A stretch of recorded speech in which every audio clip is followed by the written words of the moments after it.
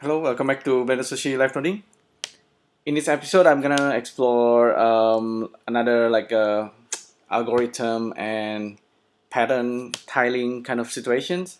So basically, I was inspired by this kind of work.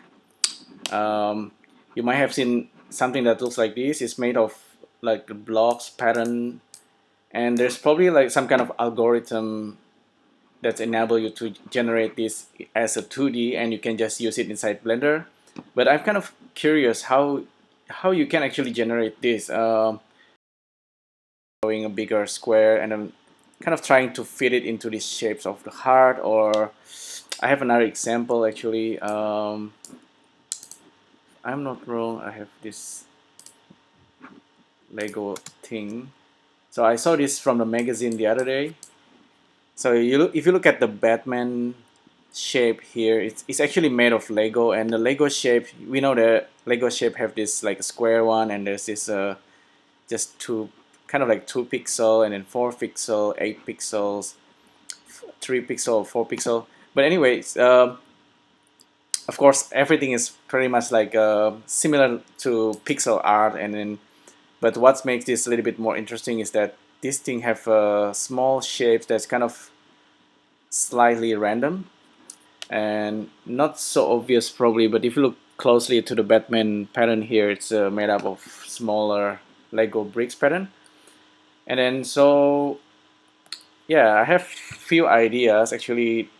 I just made a second ideas. This is slightly a little bit more tricky to create, but this is something that I will show you in the next live noding. But for now, I will do something that's actually slightly simpler than this. You see here, I'm generating this like a Tetris kind of pattern simply by using grease pencil, and this is actually interesting. Then, and I was actually surprised then that this has actually worked really well. The idea here is instead of giving everything for the computer, like having some kind of algorithm that do everything. Here is like kind of semi-procedural way, in the way that you can actually draw the pattern yourself. And I always like that kind of interactions between the artist and the computer. It's not like fully automatic, but the artist can just draw and then the computer can help. So yeah, so let's try to do this kind of thing in Blender using Sverchok. Um,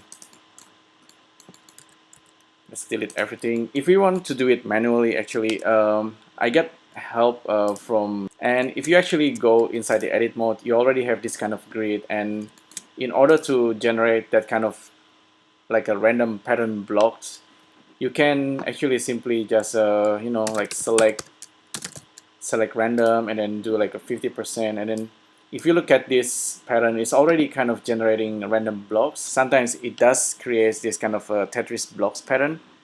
Very, very interesting. It's such a simple procedure, but it allows you to generate this kind of pattern, you know. And once you have this, you simply just use like a um, let me tell. I think it's loose limited dissolve. Okay, limited dissolve.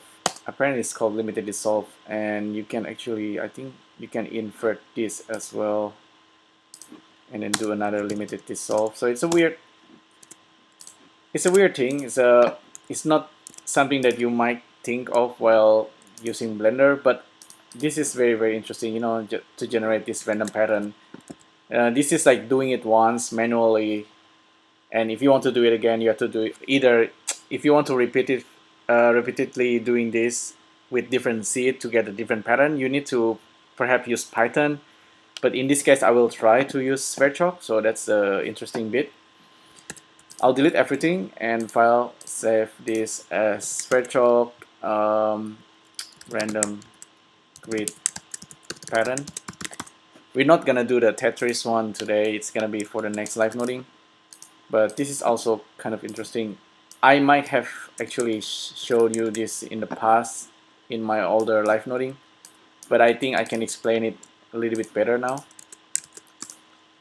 So if we start with a plane, MK2, which is like a grid pattern. And okay, Blender just crashes. I will restart real quick. I think it's my computer. Whenever I save a blend file and then I try to do something with Sverchok, it crashes itself. I don't know why, but I'll start this real quick. You can skip this on YouTube. Just fast forward 10 seconds. Okay, now we're back. New, create a plane, and viewer draw. This is like a preview of the mesh. By default, it creates just a single square. I want to look at it from the top, and I will generate maybe 20 by 20. So we have 500 square blocks here. They are flat, of course, but we can easily create a thickness. But now what we want to worry is like how we can generate pattern based on this. Similar to the procedure that we did manually just now. So I'll center this as well, and okay, let's get started. How can we select things randomly? I know the fact that we can use list masking. There's these two nodes, list mask out and list join in. They're kind of working together. You probably use list mask out mostly. And the idea here is simply just to randomly select based on the mask. You can do that using select mesh element by location as well, and then just like generate random positions. Maybe I'll try both, but I know the easiest one is to use list masking. Just plug in the polygon data here, and the data through goes in here, and I believe I need to change the level to 1. By default, this gives us like a 0 1 0 1 pattern, like checker pattern, and you can choose between the data true and data false. So that's first. I might actually generate both of them. So that's the result. I can actually just bake it out, and then I get this pattern. I think one of them actually failed. Let me try again. Bake this, and I get nothing, and bake this, I actually get something, which is pretty interesting.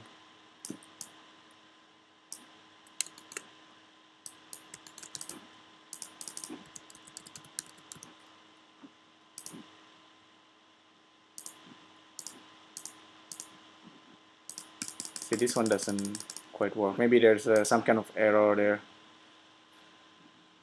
Vertex. Okay, there's some kind of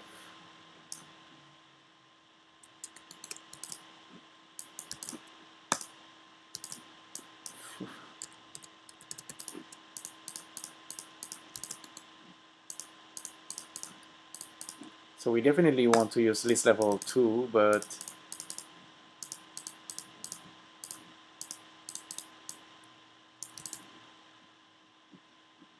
oh, I know why. I think we need to clean it up as well if you want to bake it out. So delete loose actually can help us to quickly fix this problem. So okay, let me clean up a little bit. So list masking and data if true can go in here, and then data if false going in there.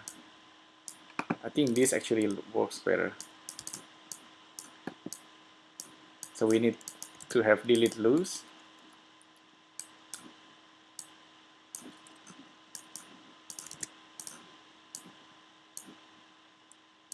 So data if true, data if false goes in there, and then this is the result.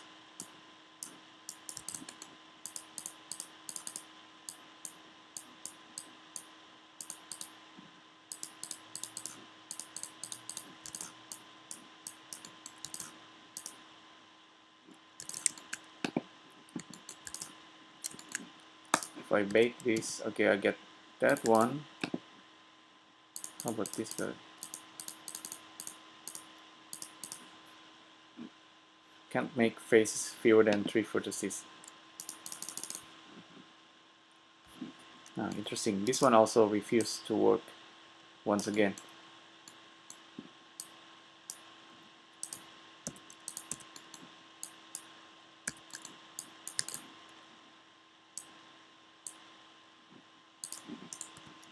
Well, this guy actually worked. Maybe I did something wrong at the bottom there. Sorry. Anyway, this is like the default. If we didn't plug in anything on the mask, it will give us this checker pattern. Anyway, that's the first concept. But if we use just a random number generator for the mask, how many faces do we have here? Let's see. Face mask. We can use list length and get the total number of the polygon, and I'll check it using the stethoscope. Okay, 361. Okay, just plug this into the size, and we want to have random number between 0 and 1. And let's check it out real quick. It should give us random number 0 and 1. Okay, now we can plug this into the mask, and we should have our random pattern. Okay, so that's cool. Maybe I need to actually just use a switch here. See, this is we have data if true and data if false, and we can simply pipe it in, you know, state 0 or 1. And if we want to have the result on this guy,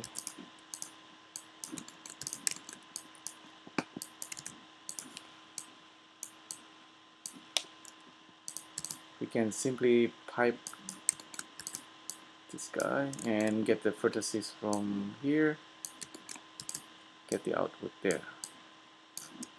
There you go. There's if I can bake both of them. So you get this kind of pattern, and you can simply combine them and remove double and stuff. But we have basically two output, so it's like the invert. One is the invert of the others. And the nice thing about this is we can just randomize the seed and we get a different pattern. And I think on top of that we can also use delete loose in Sverchok. I'll save this real quick. Not delete loose, actually limited dissolve. Sverchok has limited dissolve, similar to Blender one. And you actually can end up with something interesting like this, for example. Wait a minute. N-gon tessellation. Okay. See, it cleans up most of the edges inside. You can also adjust this, use default dissolve and angle, and you can end up with something quite interesting like this. And you can delete loose again after this, but you can still bake it. See, you get something that's more like a tangram. So tangram.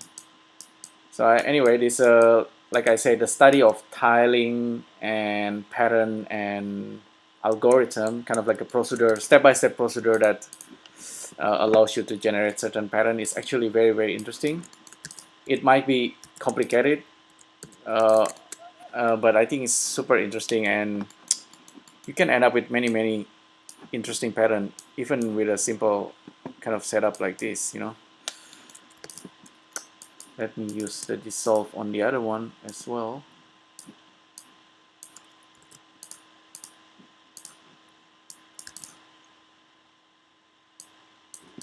Oh, we can actually get two different pattern there, completely different, but they're, you know, they're the opposite. They're the invert of the others. So yeah, like I said, like a normal tiling is pretty boring, right? It's a square grid. But the funny thing is that with some kind of rules or algorithm, if you set up yourself some kind of rule, maybe like you have this 6 Tetris block, and you want to fit the Tetris blocks shapes into the grid to generate this to fill up all the wall, for example, or like the floor. By setting yourself like a little rules, or you can end up with something that's more interesting than the original boring tile. um, what I mean like boring tile is like, if you look at the, if you know Sydney Opera House, you look at the tile, it looks like the, like a toilet kind of tiling. It's very kind of plain and boring. It's just square tiling. But imagine if each and every square is actually like a single pixel, and you can made up anything, any kind of pattern, and it start to become interesting. So is that, yeah, so that's, I think that's something that's, it's my ongoing research. I don't know if you know any books that's dealing with this kind of tiling pattern and talk about it in math or some kind of procedure program. Just let me know. I will be really interested.